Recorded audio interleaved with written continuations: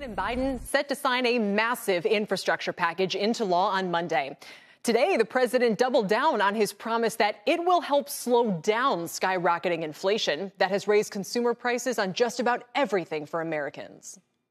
If we do it right, we know what it will mean. We know what it will mean.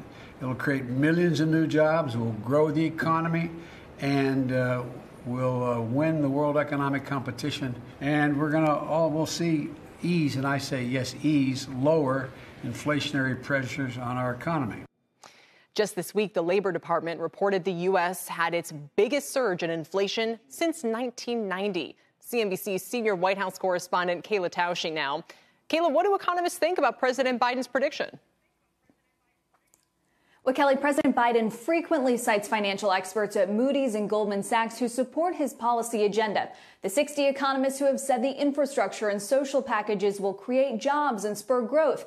And then there's the group of 17 Nobel laureates who say they will ensure growth in the future, writing, quote, because the agenda invests in long-term economic capacity and will enhance the ability of more Americans to participate productively in the economy, it will ease longer-term inflationary pressures. But that's in the long term. The administration has been eyeing action soon to release more oil from the emergency reserves and relieve pressure on gas prices at the pump, which are up some 60% since last year. But that won't happen before Americans hit the road for Thanksgiving travel. The Strategic Petroleum Reserve says it takes 13 days from a presidential order for any of its oil to hit the market. Today, Press Secretary Jen Psaki, back at the podium after recovering from COVID, acknowledged there's not much they can do to combat sticker shock on consumer goods like clothes and food, but the spending packages can help in other areas.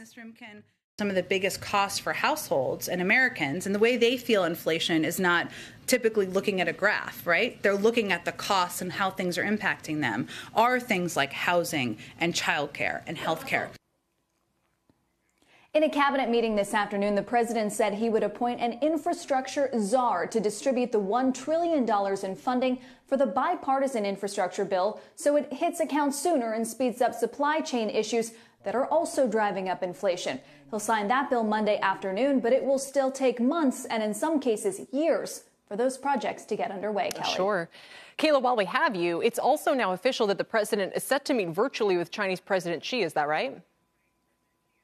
That's right, Kelly. That call will take place Monday evening. The White House says it will place what it's calling guardrails around the relationship so that the two superpowers can cooperate and compete without confrontation.